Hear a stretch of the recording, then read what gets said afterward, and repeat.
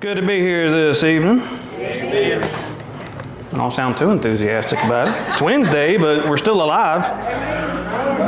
If y'all want to go ahead and turn, we're going to be in Genesis, but we're going to start in chapter 15 and we're going to jump on through a little bit. So I've got something that's going to cover a multitude of chapters, but we're going to get through it best we can and do what the Lord says and go from there. So that's just all we can do.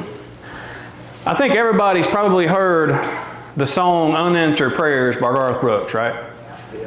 I like the song, but I don't like the song. I like it because it does sound good. Garth Brooks is a good artist. He's a good singer, good musician. But I don't like the words to the song. If you really break it down, I took a little snippet of just the chorus part. It says, sometimes, I'm not going to sing it, so I'm going to spare you that just because nobody wants that. But it says, sometimes I thank God for unanswered prayers. Remember when you're talking to the man upstairs, and just because he doesn't answer doesn't mean he don't care. Some of God's greatest gifts are unanswered prayers. And that last part is why I don't really like the song. I like it. I listen to it. I'll sing along to it. I'll jam out to it in the truck. But there really isn't a such thing as unanswered prayers. I don't think so anyway. I think there's either a yes, there's a no, or there's a not right now. That's kind of it. Yes, no, or maybe. That's basically how I look at it. I mean, we don't always like that answer, but really the hardest answer isn't no. The hardest answer is not right now. It's wait. And that's what my message is going to be on is waiting, which naturally I don't think people like to wait. I'm the best at waiting. Everybody can tell you that. My wife can tell you, my kids can tell you, I'm the best at waiting. I love waiting on everything. But just kidding. We all have to wait on something, right? We all wait in traffic. We all wait at the doctor's office. We all wait at fast food restaurants, at checkout lines. Doesn't matter. We have to wait somewhere. We all have to wait no matter what we do. None of us really like it. I mean, you can tolerate it probably a lot longer than I can because I have the patience of nothing. But some people can take it a lot longer than most. But oftentimes when we think about waiting, when we think about God doing things for us or answering those prayers, we may think that if God can do it, why doesn't He?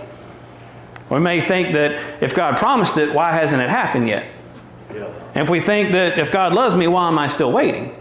And those are semi-valid questions. Those are things we can ask and things we can think. But I'm going to show you that there's a beauty in waiting. There's things that are worth waiting for. And while we don't always want to wait, we don't have a choice sometimes. We have to wait because we have to wait on God because His timing is much better than ours. And we don't always agree with it, but if you look back in through Scripture, of all the people that had to wait, I mean, Abraham had to wait, Joseph waited, David waited, Israel waited, even Jesus waited.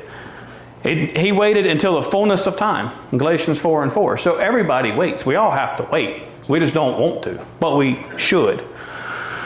God's delays are not His denials. That's what we have to keep in mind. Just because He's delayed a little bit, what we think is delayed, because we're waiting on Him, does not mean it's a denial. It doesn't mean it's a no.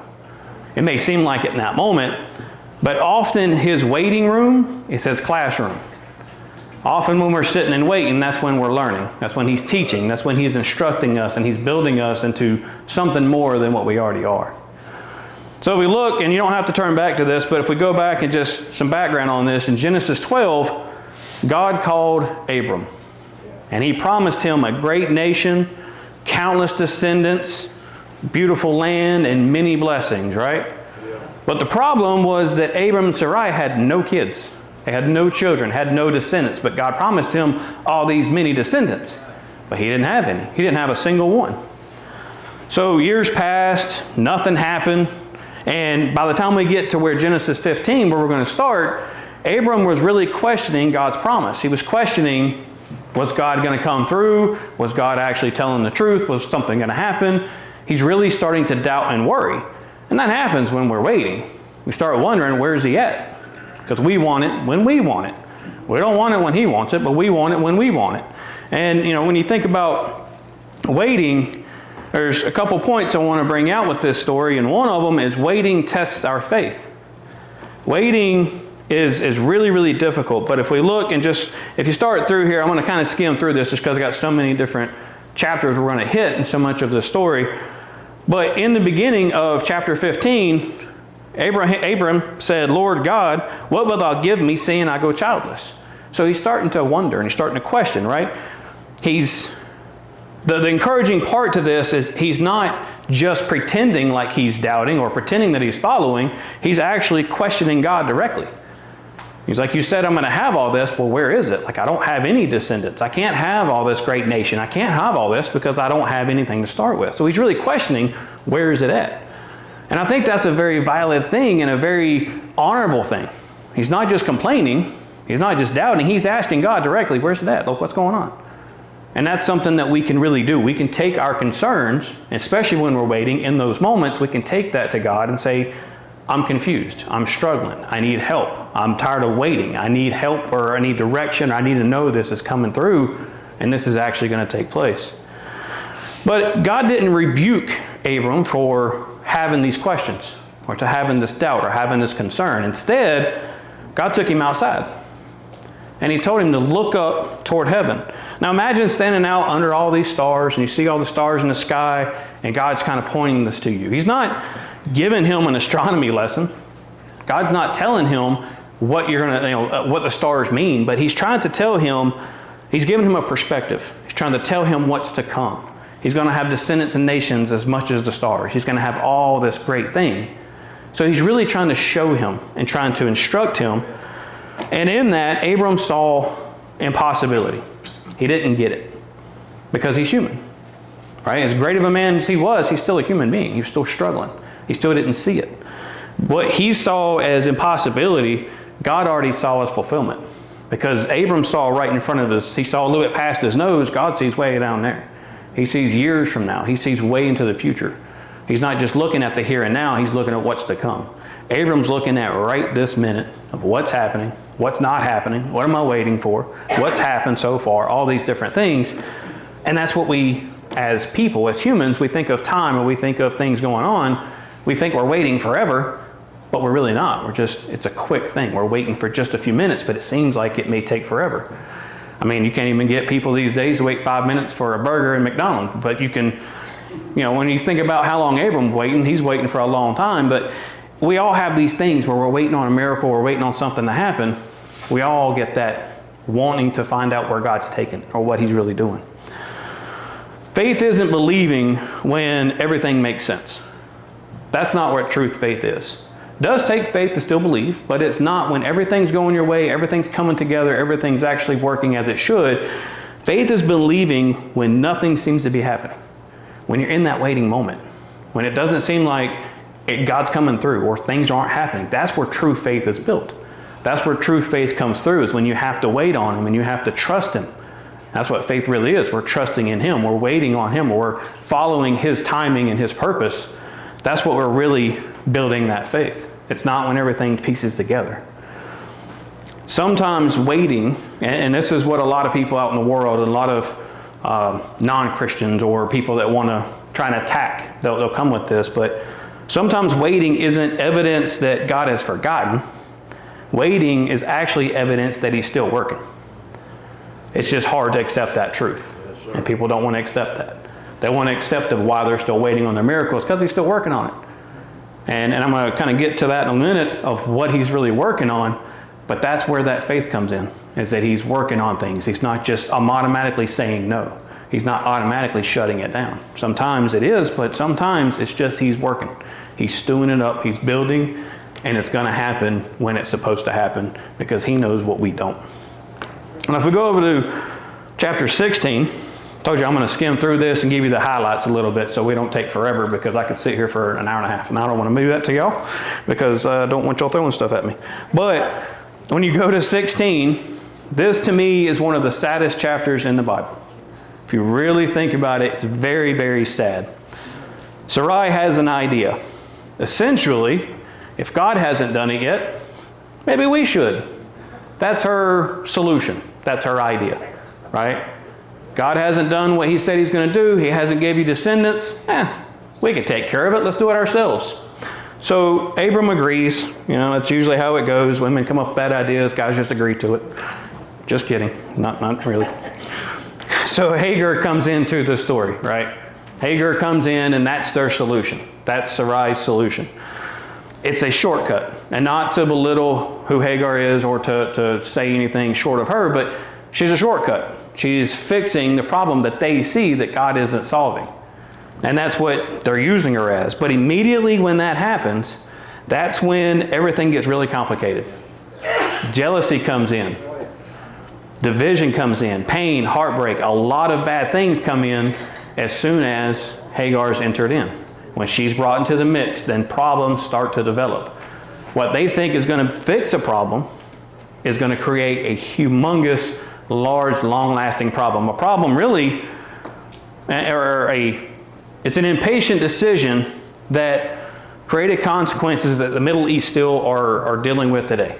It really impacted. If you look at all the history, their decision to try and shortcut God changed a lot of things and caused a lot of different issues and a lot of problems, not just for their family, not just for their relationship, but for the whole world. It changed a lot of things, and there's a lot of stuff that really broke off because of that. Because of that one decision, because of their impatience and their lack of trust and their lack of following God's plan. Waiting often exposes what we trust. When you really have to trust and you really have to wait, you start wondering and you start understanding what you trust. If you can sit and wait on God, and you can wait for years, and you can wait and wait and wait, knowing He's going to come through, that's where your trust is at. But as soon as we start trying to take those shortcuts, we start trying to put those patches in, and we start trying to do what we think is best, or we start taking command of that situation, well, we don't trust Him, we trust ourselves. We're trusting that we know better, or that we can fix it a lot better than He can. When we stop trusting God's timing, we begin manufacturing our own solutions. And I can promise you, most of the time, our solutions are not that great. Not what God can do especially. We can't do what He can, and we can't fix and can't solve what He's already put into play. We can't hurry it up, and we can't make it better. I mean, this could be waiting for a marriage. I've seen a lot of people, especially in the military, that they just jump right into marriage because they want to hurry and get married, or they want that extra money, or whatever it might be. And people just jump right into that. I've seen people out of the military that do that. Maybe a better job, maybe healing, could be financial breakthrough, could be ministry opportunities. There's a lot of different reasons, a lot of different things that we try to hurry up and try to push and try and rush God into, but we're not there yet. Right? We're not ready for that yet, but we try and make it. We try and fabricate that and try to manufacture that to get it going for ourselves because we think it should be right now, and we're impatient. It's just the way that we are sometimes as humans. Sometimes we become tempted to force open doors that God hasn't opened yet. And that's a hard reality. We want to get in somewhere, we want to do things, we get ambitious, we get overeager, but God hasn't opened the door. We try and push it forward. We try and nudge on a little bit, try and lean on it, try and shove it open. And that doesn't always work. We have to remember that just because an opportunity exists or an open door doesn't mean that God sent it. Sometimes those open doors could be traps. Those open doors could be things that aren't really meant for us. It could be meant for someone else. It could be meant for a later time that we've forced it open, or we forced that hand and try and make that happen. There's a huge difference between open doors and God's doors. What God opens, no man can shut, and what God shuts, no man can open, right? We have to remember that, and we have to look at that and understand and be connected to God to know when that door is opened by Him, or when that door is opened by the enemy, or by ourselves, or whatever. We have to kind of keep an eye of that. If you think about pulling a fruit off of a tree before it's ripe, you can get it early, but it ain't going to taste very good. It's not going to be very sweet. It's not going to be very ripe. It's going to be way before it's ready. But God knows when our fruit and our lives is supposed to be ready. He knows when to give us those things and to deliver and put us in those situations that we should be at. Now, if we go on over to chapter 17, we're talking about Abram being 99 years old. Now, this is 25 years past since the promise that God gave them. If you think about that, 25 years. Like I said, you can't get people to wait 5 minutes in a drive-through. Abram had to wait 2.5 decades. That is a long time to wait on something that God promised you. That is a long time to sit and think about what He gave you. Here in this chapter is when God changes from Abram to Abraham, changes Sarai to Sarah, and reestablishes the covenant that he has for them. So he reestablishes that relationship. He fixes. He comes back to them. He brings them back into him, rather. Even though nothing appeared to be happening in these chapters, God gave them that promise, and 25 years later, seemed like nothing was really happening, but God had been working the entire time. The funny part was, God wasn't working and trying to prepare Isaac. God was working to prepare Abraham for Isaac. That's the difference. He's not working on what we see of he's waiting to give the descendant. He's waiting to bring him forth. He's waiting on who he's giving it to. And that's what we have to remember with ours, is that it's not always that he's waiting for that opportunity to be right. He's waiting for us to be in the right space, the right heart, and the right condition to accept what he's given us. It's not always that it's just not for us. It's just not right now, because we have to be prepared, and he has to teach us and train us and lead us and give us more than what we already have. Sometimes we're waiting for God to change our situation, while God is waiting to change us. He's not waiting. We're waiting on the situation. We're thinking, and a lot of times, right, if we're honest, we're fine. We're already ready. We already know everything we need to know. We're ready to go. We can conquer this. But we really aren't. That's just what we think sometimes. We start thinking that we're already there, but God knows we're not. He knows we need more preparation, more training, more teaching, more whatever, and then that's what he's working on. So it's hard to see it sometimes in ourselves. I know I'm guilty of that. It's really easy to think, I'm ready, I'm here, I'm good, I can do this and that. But in reality, after the fact, you realize you're not. You still need that encouragement. In reality of waiting develops patience, humility, dependence, prayer, and most of all, faith. That's what it develops, all those things. It builds them. Even if we have them, it strengthens them. It makes them more so. It develops them even more and more the longer we have to wait, the longer we have to trust, and the longer we have to go through those times of waiting for God to fulfill what he already promised that he's going to fulfill. In Isaiah 40:31, it says, "But they that wait upon the Lord shall renew their strength." Waiting isn't passive. Waiting takes strength. Waiting takes more strength than making some kind of foolish reaction or foolish act like what Abraham and Sarah did with Hagar.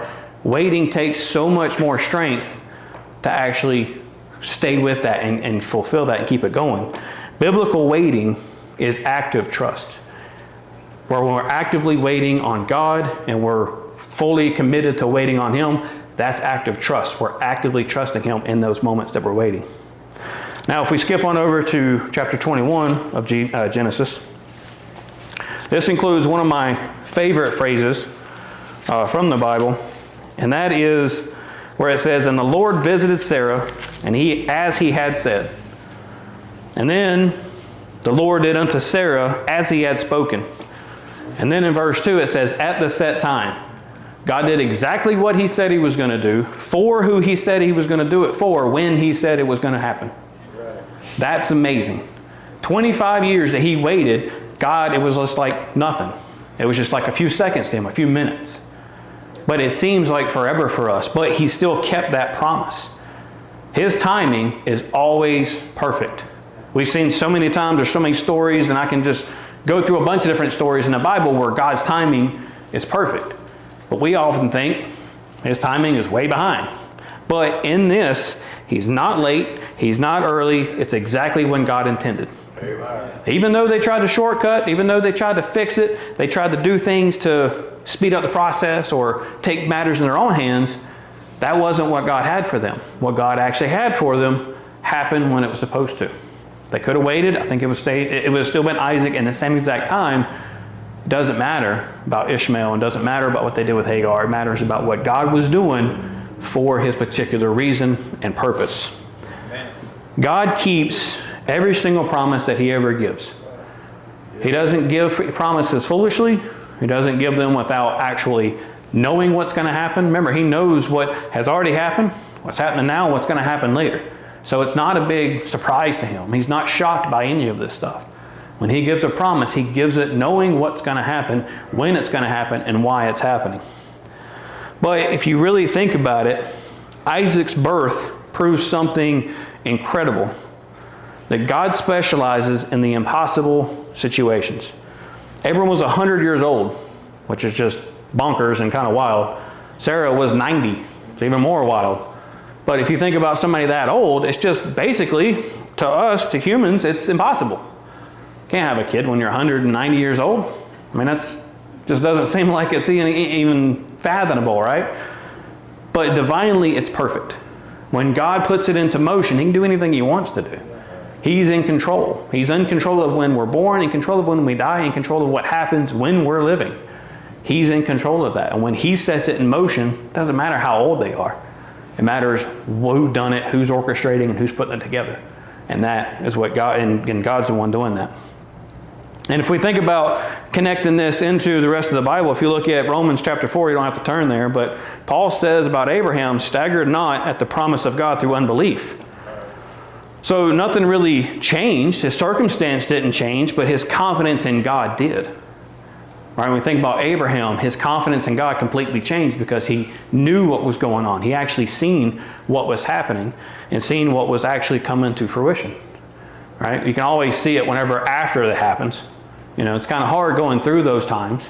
Going through the times, it seems like it's forever. It's going to take forever for this to happen or forever this to come true. But when you look at it backwards, you look at it in hindsight, hindsight's 20/20, right? When you look backwards, it all kind of makes sense. And it's all very clear. It's just, crystal clear whenever we kind of look at it from that perspective. From the outside looking in, it's really easy to see it. When we're going through it, it's really difficult to follow that and to wait for that. But if you think about it, waiting is not wasted. Often people try and think that waiting is wasting, but it's really not. Waiting is not wasted. God never wastes a season. There's a time and a season for everything. God does not waste any of those. God always has a purpose. He has a purpose even in those times that we think it should be happening right now. He's got a reason that we wait, and it's never a wasted time. Every silent season has purpose, and we have to keep that in mind. When we're in those silent seasons, when it seems like nothing's going right and everything's just peaceful and still, and we're waiting on that answer, God's working. He's got a reason for it. Never confuse delay with denial. All right, like I said earlier, it's yes, no, or maybe. Just because you don't get the answer right then does not mean it's a no. Oftentimes we see that with healing. You may ask for somebody to be healed. It may take years. You may ask for somebody to get right and find Jesus and get saved and get in the church. It could take decades. We never know. But just because it's not in our time, right now, when we want it, the on-demand thing, doesn't mean that it's not going to happen. Doesn't mean that it's a no. It can still be going. God's still going to do whatever He says He's going to do for us. He will accomplish what He set forth. If He promised it, He will deliver it. Another thing is, don't create Ishmaels. And what I mean by that, if you think about how many people have created lifelong problems to avoid a temporary waiting. You're supposed to wait for a little while. You should wait for this. I'm going to go fix it myself. And then what happens? Uh-oh. Now I got this big old problem that's going to last me forever. All right, and I think we've all made mistakes of waiting. Sometimes they last a while. Sometimes they last a lot longer. Sometimes they don't last very long. Those problems can go away. They're smaller problems that we can fix. But never try and speed up the process. Create those long-lasting problems just to avoid a little bit of waiting or a short-term situation. Sometimes impatience costs more than patience ever will. Sometimes those problems can linger on way longer than we ever want them to be. And then trust God's calendar. Our calendar may say late. We may mark a date. This is when it's supposed to happen. It may not happen then. Never know. It could. Probably not. Because we want it way quicker than what He's going to give it. But God's calendar always says right on time. Think about with Lazarus, right? We all thought, everybody reads the story, they thought, you're too late. You waited too long. It wasn't late. It's right when He wanted to be. He was correctly on time, exactly when He was supposed to be on time. Imagine ordering something that's custom made, right? We can order anything nowadays. You can ordered a shirt with my face on it one time to send to my friend. I thought it was funny. We can order anything. It doesn't matter. You go on Amazon, you can just order whatever your heart desires. You could receive that tomorrow, or you can receive something very carefully crafted several weeks later. Which would you rather have?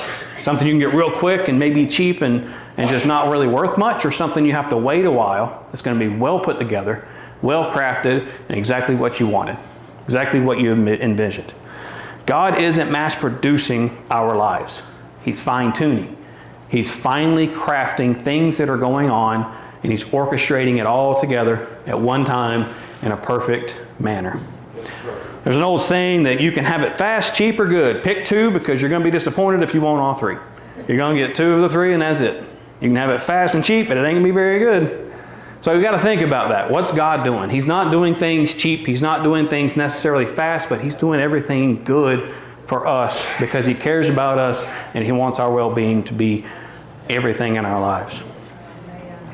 In closing, Abraham waited 25 years before Isaac finally arrived. 25 years. That's a long, incredible time, but he waited, sort of. It took a shortcut, but he still kind of waited. He didn't really have a choice, still had to wait. But after he waited, the promise that God gave him finally came true. Every year of waiting after Isaac was born suddenly made sense. Your Isaac may not be a child. It could be healing, direction, restoration, a prodigal child, anything you prayed for, an answer to something you've prayed for. All of our requests or all of our things are all different for each one of us. But we still all have the same thing in common, that we have to wait for them. If God's asked you to wait, don't mistake His silence for His absence. Don't mistake delay for abandonment. And don't mistake waiting for wasted time. Use the time that we're waiting to grow closer to Him, get stronger dependent on Him, and you'll end up finding that you can wait on Him longer than you ever thought you could the more you do it. It's like a muscle. You have to strengthen it and practice it over and over. While you're waiting on God, remember that God is working on you. And that's the important thing to think about. It's not just that He gives up. While you're waiting on Him, He's working on you to get to where you need to be so that He can give you what you need or what He's trying to give you. So I appreciate everybody's attention tonight. I know it was a little quicker. I don't want to belabor the moment and go on and on. I know it's Wednesday. I know it's long. It's late day. But I hope you think about that whenever you're going through those trials. Whenever you're waiting on anything. Doesn't matter if you're waiting on a blessing. Doesn't matter if you're waiting on an answered prayer. Wait on God. Don't try and force it. Don't try and find the solution yourself. Wait on Him. But then be in tune with Him so that when He does answer, we can act forward and we can move forward with what we've been waiting on. So I appreciate everybody coming out tonight. Appreciate the attention and the opportunity to get up and bring this. Has anybody got anything they need to say, or anybody need something from the Lord before dismissed tonight? All right. Well, remember, Sunday morning we have Sunday school and then the regular 11 o'clock worship service. So